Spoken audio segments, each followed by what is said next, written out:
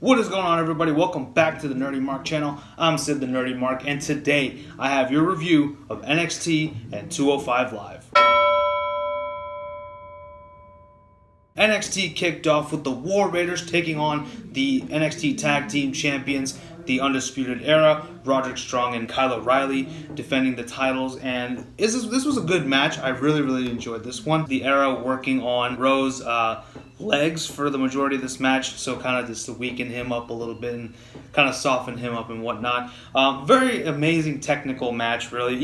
Even War Raiders, they just show that they're not just a couple of big dudes who throw people around. You know, they actually can do some amazing technical work.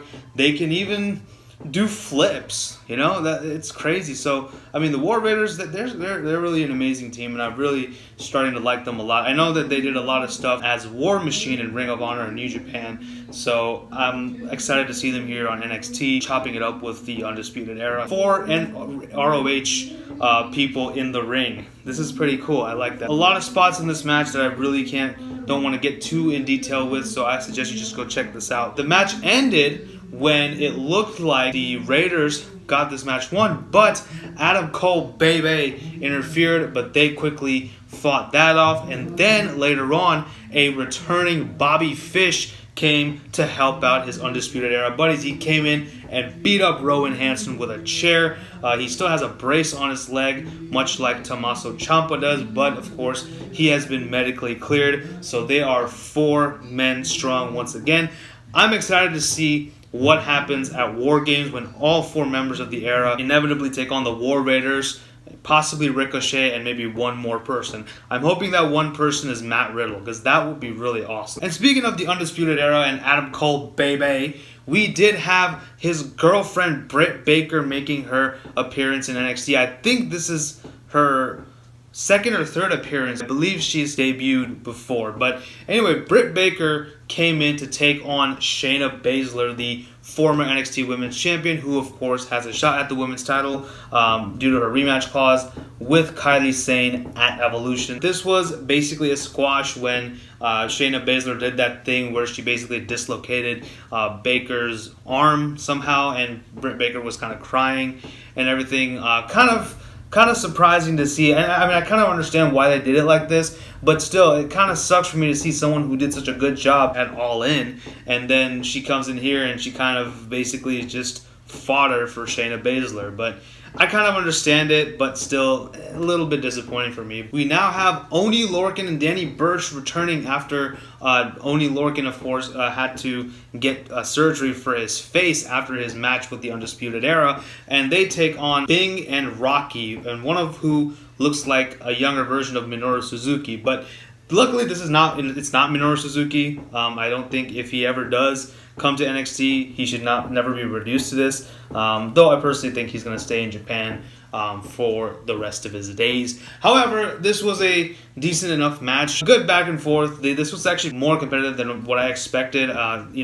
Lorcan was kind of in trouble with Bing for a little bit, and then of course Rocky tagged himself in, as did Danny Burch, and then the tide turned for Burch and Lorcan, and they of course picked up the win with their double team maneuver. So good to see these guys back. I'm excited to see what's in store for these 2 gentlemen. Alright, and with this we get to the main event. Nikki Cross taking on the EST of NXT, Bianca BelAir, once again, who shows up in an extremely small jacket, way too small for her. It just doesn't look good. But hey, you do what you want. It's a free country, but the thing is that pink lipstick, that's gotta go, sweetheart. That's got to go. That looks atrocious. But again, who am I to judge? What do I know? I'm just a dude who sits in his bedroom talking about wrestling all day. But anyway, and comics, video games, and anime. This was a good match. This, of course, was a rematch from a few weeks back. Unfortunately, I did not watch that match. I will go back and watch it again because I heard it was really good. Pretty good stuff here. Nikki Cross doing her Nikki Cross thing. This was what I'm going to call it from now on. Nikki Cross doing her Nikki Cross thing, because there's no other way to explain what Nikki Cross does in the ring, and I mean that in the most positive way possible. Nikki Cross does her thing. BelAir shows off her power moves, gets a workout in with Nikki Cross, does a couple of deadlifts, does some gorilla presses on the and all that stuff using Nikki Cross's weight. The match was called off when the lights dimmed. They went out. You heard the guitar riff of Aleister Black's theme music, and Aleister Black himself has returned. He is sitting in the ring.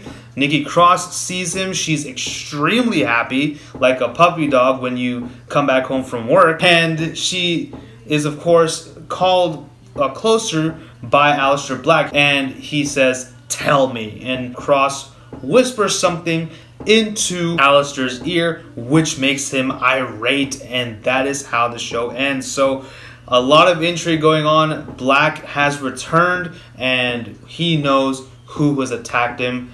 We still don't know who it is. I, again, would love to entertain the theory that it is Punishment Martinez. That would be so cool. I don't know what they're going to do with it. It's me, Austin! Oh, son of a bitch! I thought this was cool. Let's move on to 205 Live. 205 Live does begin with Drew Gulak taking on Akira Tozawa. 2 weeks ago, Drew Gulak kicked out the Brian Kendrick from his little trio of rapscallions, which includes himself, Jack Gallagher, and previously the Brian Kendrick. Tozawa and Gulak have a fine match. It's going well. Tozawa doing his acrobatics, Gulak doing his technical wrestling and all that good stuff. Gulak, of course, in the beginning says no chance, but of course everyone breaks that rule and whatnot because he is a dastardly heel. So good stuff here. It looks like Tozawa's gonna win when Jack Gallagher does interfere, and of course the match ends in a no contest. Gallagher and Gulak beat him up, and who would have thunk it, but the Brian Kendrick comes in to make the save, cementing him as a babyface. I'm interested in this storyline. Let's see where this goes. We then get a very obvious cell phone promo from Maria Kanellis and her husband Mike Kanellis, and they basically talk about how they're excited to be in 205 Live and how they're going to finish what they started with Lince Dorado. So next week it will be Mike Kanellis versus Lince Dorado. This should be interesting. I'm actually really excited to see what they do with Maria and Mike Kanellis, because they did some stuff with them in SmackDown Live, but the thing is, all they were doing was just showing copious amounts of PDA between both of these two, and obviously I get it that it's their gimmick, but can they actually do something besides just make out in the ring? Okay, we don't need a recreation of the Edge and Lita thing that happened years ago. Okay, we don't need that. I hope they do something a little bit different with them on 205 Live, but I'm excited to see what's in store for the Kanellises. Now we finally have our main event. It is a fatal 5-way between Tony Nese, Cedric Alexander, Gran Metallik, TJP, and the man of the hour, Lio Rush. Did all that in one take. Well, this was a chaotic match. How interesting how it's so chaotic and not a single weapon was used. No "we want tables" chants, no chair shots, no nothing. Just pure wrestling between all 5 of these men, and it was amazing. You don't need weapons to give us a really good match. Good stuff here. Everyone got their stuff in. I think there were kind of 2 storylines being intertwined here. We had the whole thing between TJP and Lucha House Party, the Tony Nese Cedric Alexander thing. Lio Rush was kind of like more or less a wild card in this match, which was still fine. I still enjoyed it. I mean, Lio got his stuff in. When Lio Rush was in the ring, I think that's when the match was like at its quickest as far as pace is concerned and everything. However, everything else in this match kind of slowed down every single time Rush was outside the ring. It was good stuff. I did enjoy the whole thing. TJP continuing to try to remove the mask from Gran Metallik, but of course he fails. Tony Nese and Cedric Alexander trying to get some retribution from Tony Nese, which fails because the match ended when Alexander hit the lumbar check onto Lio Rush, goes to pin him. Tony Nese runs up, rolls up Alexander, and wins this match. So this was cool, continuing the tension between Alexander and Nese.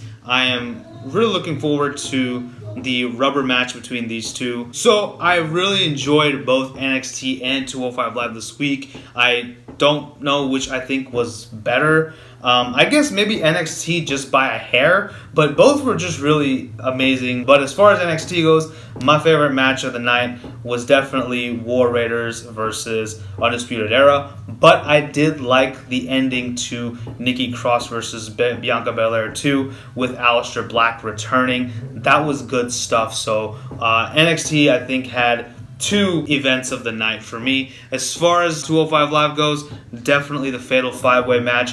Great stuff all around. Go check that match out if you haven't. And also go watch Era versus War Raiders. You will not be disappointed. So that pretty much concludes my review of NXT and 205 Live. Let me know what you guys thought about both shows in the comment section below. Also, don't forget to like, share, and subscribe. Follow me on social media and tell your friends about the Nerdy Mark.